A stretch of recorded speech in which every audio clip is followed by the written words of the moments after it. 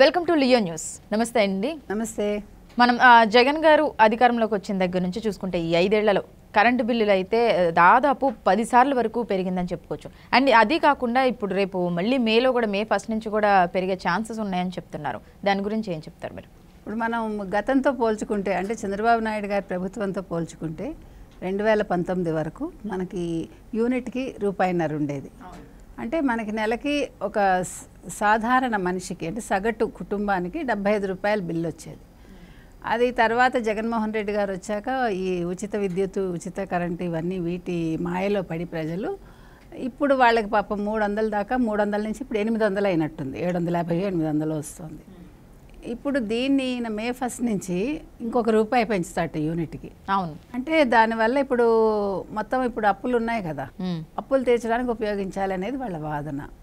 ఏ రకంగా చూసుకున్నా అంటే చంద్రబాబు నాయుడు గారి మీద ఆ రోజు వీళ్ళు పెట్రోల్ బాధుడు, తర్వాత కరెంటు బాధుడు, విద్యుత్ ఛార్జీలు పెంచేశారు చంద్రబాబు నాయుడు హయాంలో, మీకు నేను చాలా తగ్గిస్తాను అని చెప్పి ఏ అంశం మీదనైతే ఈయన పదవిలోకి వచ్చాడో ఆ విషయాన్ని మర్చిపోయి ఇప్పుడు ఒక సాధారణ మనిషి వాళ్ళ గుర్తు ఫ్యాన్ వేసుకోవడానికే భయపడుతున్నారు. అవును. వైసీపీ గుర్తు ఏదైతే ఉందో ఫ్యాన్, ఆ ఫ్యాన్ వేసుకుంటే కరెంటు ఛార్జీ ఎక్కడ పెరుగుతుందో. ఇప్పుడు వీళ్ళకి ఇంకొక సమస్య ఏంటంటే ఇప్పుడు 200 యూనిట్లు దాటింది అనుకోమ్మా వాళ్ళు కాల్చింది, అక్కడితో ఆగిపోదు. పోనీ 200 యూనిట్లు దాటాక మిగతాది మీరు కట్టుకోండి, అది కాదు ఇక్కడ విషయం. 200 యూనిట్ల కంటే ఎక్కువ కరెంటు కాలిస్తే అదిగో నీకు అన్ని ఫెసిలిటీస్ ఉన్నాయి, నువ్వు కరెంట్ ఇంత వాడుతున్నావు, నీకు లేకపోతే ఏసీ పెట్టుకున్నావా, లేకపోతే ఒక కూలర్ పెట్టుకున్నావా, నీకు ఒక ఫ్రిడ్జ్ ఉందా, దీనివల్ల ఏమవుతుందంటే వీళ్ళకి వచ్చే ఉచిత పథకాలన్నీ రద్దయిపోతాయి. అది ఫస్ట్ సమస్య. అంటే ఇప్పుడు కరెంటు అందులో వేసంకాలం ఫ్యాన్ లేకుండా ఏ మనిషి ఉండలేడు. మనం ఇప్పుడు కాంక్రీట్ ప్రపంచంలో ఉన్నాం కాబట్టి మన సమస్యలు అట్లా ఉన్నాయి. పొద్దున లేచాక ఈ కాంక్రీట్ వల్ల మనకి చెట్లు తగ్గిపోయి పర్యావరణం మనకి రక్షించుకోకపోవటం వల్ల ఈరోజు మనకి మనమే కొని తెచ్చుకున్న సమస్యలు అయినప్పటికీ కూడా పెరిగిన జనాభా, చిన్న చిన్న కుటుంబాలు, చిన్న చిన్న ఇళ్లల్లో ఉండటం వల్ల వాళ్ళకి ఊపిరి ఆడకపోవడం వల్ల వాళ్ళకి ఏమవుతుంది, పెట్టుకోవాల్సి వస్తుంది, ఫ్యాన్ వేసుకోవాల్సి వస్తుంది. సో ఇప్పుడు జగన్మోహన్ రెడ్డి మాయలు ఇవన్నీ. మనకి మామూలుగా మనకి నిత్యవాడుకకి కరెంటు కావాలి, ఒక లైటో 2 లైట్లో ఒక ఫ్యానో వాడుకుంటాం మనం. కానీ వీళ్ళు చేసిన పనికి ఇప్పుడు ప్రజలు ఇవన్నీ ఆలోచించాలి. అవును. వీళ్ళు ఈ మాయలో పడి, జగన్ మాయలో పడి మళ్ళీ ఓట్లు వేసారనుకో, ఇప్పుడు ఈ వీరబాదుడితోటి వాళ్ళకి మినిమం ₹1000 బిల్లు వస్తుంది. అప్పుడు ఏం చేస్తారు? కరెంటు బిల్లు కట్టుకుంటారా, అన్నం తింటారా? వీళ్ళు ₹275 ఎక్కడ, ₹1000 ఎక్కడ? ఇప్పుడు మళ్ళీ ఎంత పెరుగుతుందో మనకు తెలియదు. యూనిట్కి ₹100 అంటే కూడా ఇంకో 200 కనీసం పెరుగుతుంది వీళ్ళు వాడకాన్ని బట్టి. కనీసం ₹200 అంటే 1200 కరెంటు బిల్లు. సో ఇవన్నీ దృష్టిలో ప్రజలు పెట్టుకోవాలి. ఏంటి అసలు జగన్మోహన్ రెడ్డి ఏం చేస్తున్నాడు? ఈ డబ్బులన్నీ మనకి ఎన్ని ఫెసిలిటీస్ ఉన్నాయమ్మా. మనకి అసలు కరెంటు జనరేట్ చేసుకోవటానికి మనకి చాలా అవకాశాలు ఉన్నాయి మనకి. తర్వాత ఈ బొగ్గు ఉత్పత్తి కూడా, బొగ్గును కూడా వీళ్ళు దిగుమతి చేసుకోవటం అనేది మనకి ఇక్కడ మన సింగరేణి నుంచి చేసుకోవచ్చు.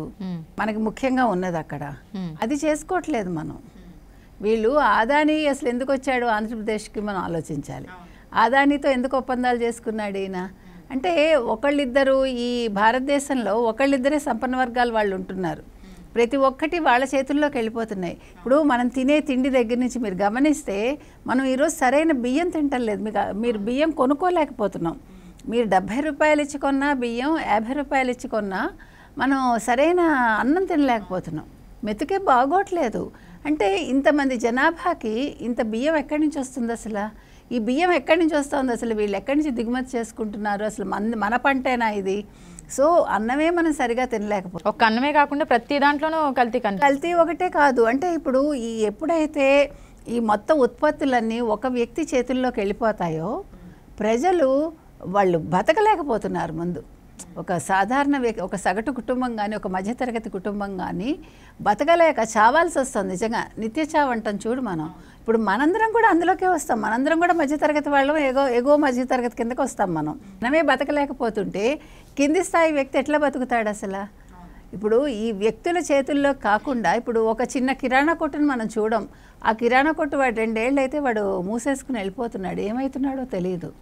అంటే మనం ఈ సంస్థల చేతికి ఇచ్చేస్తాం మనం అన్నీ కూడా. అంటే ఈ ముఖ్యమంత్రి అన్న వ్యక్తి ప్రజల పరిపాలన కాకుండా తను ఎదగటం కోసం ఆలోచించుకుంటున్నాడు. ఇప్పుడు ఆయన సంస్థలకి ఏ రకంగా మేలు జరుగుతుంది, ఈ కరెంటు విద్యుత్ ఛార్జ్ అంటే ఈ విద్యుత్ ఛార్జీలు పెంచడం వల్ల ఈ జనరేట్ అయ్యే మనీ కానీ లేకపోతే వాళ్ళతో చేసుకున్న ఒప్పందాలు కానీ వాళ్ళ సొంత కంపెనీలకు ఉపయోగపడతాయి. ఇవన్నీ ఇప్పుడు వాళ్ళకి విద్యుత్ ఛార్జీలు ఉంటాయి కదా, సో అక్కడ ఏమైనా మాఫీ జరుగుతుందా మనం ఇవన్నీ ఆలోచించాలి, మనకు తెలియదు.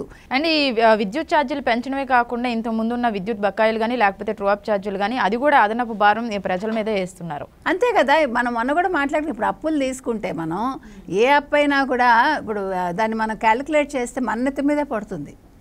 సో ఇక్కడ ప్రభుత్వం ఏం చేస్తుంది, అన్ని తాకట్టు పెట్టేస్తుంది. ఇప్పుడు సెక్రటేరియట్ అయిపోయింది, ప్రభుత్వానికి సంబంధించిన ఆస్తులన్నీ అయిపోయాయి, ఇంకా నెక్స్ట్ పోర్టులు కూడా తాకట్టు పెడతారేమో మనకు తెలియదు. అంటే వెళ్ళిపోయే లోపు అందిన కాడికి చిక్కించుకోవడం అన్నట్టుగా ఇక్కడ ఏం దొరికితే అది అప్పు చేసేసి వాళ్ళ ఖజానాలో వేసుకుందాం అనే ఉద్దేశంలో ఉన్నారు. ఇప్పుడు ప్రజల సంక్షేమం ఎక్కడ పడుతోంది అసలు మీరు నిజంగా చెప్తున్నాను, మీరు ఆంధ్రప్రదేశ్ వెళ్ళి చూస్తే ప్రతిదీ ఖరీదేనమ్మా. అసలు బతకలేం మనం. మన ఆంధ్రప్రదేశ్లో ఒక సగటు మనిషి బతకలేకపోతున్నాడు.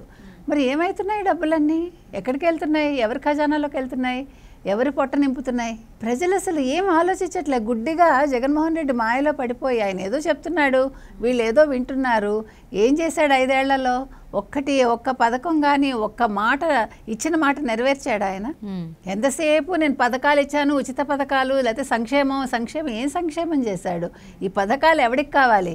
మనిషి కష్టపడి సంపాదించుకునే తత్వాన్ని మనం కలగజేయాలి, దానికి కావాల్సిన విషయాలు మనం అందజేయాలి వాళ్ళకి. ఇగో నువ్వు ఈ మార్గంలో వెళ్ళు, ఇది నేర్చుకో, దీనివల్ల ఈ ఉద్యోగం వస్తుంది, నువ్వు కాళ్ళ మీద నిలబడగలవు, నీకు కూర్చోబెట్టి నేను డబ్బులు ఇస్తానంటే డబ్బులు ఎంతకాలం ఇస్తావు? నువ్వు ఎవడ ఆస్తులు అమ్మిస్తున్నావు? నువ్వు ప్రజల ఆస్తులే అమ్మిస్తున్నావు. నష్టపోతున్నది ఎవరు? కింద వాళ్ళు, మధ్యతరగతి వాళ్ళు, పై వాళ్ళు బాగానే ఉంటున్నారు. అందుకని ప్రజలు ప్రతి ఒక్కటి ఆలోచించి అసలు విద్యుత్ ఛార్జీలు అనేది ఇప్పుడు చాలా పెద్ద విషయం. ఇది ప్రజెంట్ ఆంధ్రప్రదేశ్, అందులో ఎన్నికల కోడ్ ఉన్న వేళ ఈయన రూపాయి పెంచుతాను, పాపాయి పెంచుతాను అంటే. అవును, ఇప్పుడు ఎన్నికల కోడ్ వచ్చేసిన తర్వాత ఇంకా ఎన్నికలు రోజుల్లో జరుగుతాయి అనగా ఇంకా మళ్ళీ పెంచడం అనేది మనం ఎలా చూడొచ్చు? ఇప్పుడు ఇంధన ఉత్పత్తుల కోసం చేస్తున్న వ్యయాలకిను తర్వాత ఈ డిస్కమ్లకు సరఫరా చేసిన విద్యుత్ ధరకి మధ్య తీవ్ర వ్యత్యాసం ఉందని జెన్కో అంటోందమ్మా. అందుకని వాళ్ళు ఈఆర్సీ ముందు జెన్కో ఈ వాదన చేసింది. దానివల్ల వాళ్ళు విద్యుత్ ఛార్జీలు పెంచుకోమని వాళ్ళే ఆదేశించారు. ఓకే, కాబట్టి ఇప్పుడు వాళ్ళు ఏం చేయాలంటే 1148.72 కోట్లని వినియోగదారుల నుంచి వసూలు చేసి వాళ్ళు జెన్కోకి చెల్లించాలి. అందుకోసం ఇప్పుడు విద్యుత్ ఛార్జీల పెంపు అనేది అనివార్యమైంది. అంటే వాళ్ళకి చెల్లించడం కోసం ప్రజల మీద భారం వేస్తారు. మరి ఏం చేస్తారు? ఇప్పుడు ఇవన్నీ కూడా ముందు ఆలోచించాల్సిన విషయాలు. ఇప్పుడు అంతా అయిపోయాక 5 ఏళ్ళు వీళ్ళు ఇష్టానికి వాడేసి విద్యుత్ని ఉచితాలని చెప్పి ఇచ్చేసి మళ్ళీ ప్రజల ఎత్తునే భారం వేశారు. పేరుకే ఉచితం, ప్రజలు కడుతున్నారు కదా. అవును, ప్రజలే కడుతున్నారు. 275 రూపాయల నుంచి ఈరోజు ఇంత అయిందంటే ఇందుకు బాధ్యులు ఎవరు? ప్రభుత్వాలే. అందుకని ఇవన్నీ ప్రజలు చాలా గమనించి దీని మీద నెక్స్ట్ వాళ్ళు ఓటు వేసేటప్పుడు ఎవరికి వెయ్యాలి, ప్రజలకి సంక్షేమం ఇచ్చే ప్రభుత్వానికి వేస్తారా లేకపోతే ప్రజలను అడ్డి విరిచే ప్రభుత్వానికి ఓటేస్తారా అనేది ప్రజలే నిర్ణయించుకోవాలి.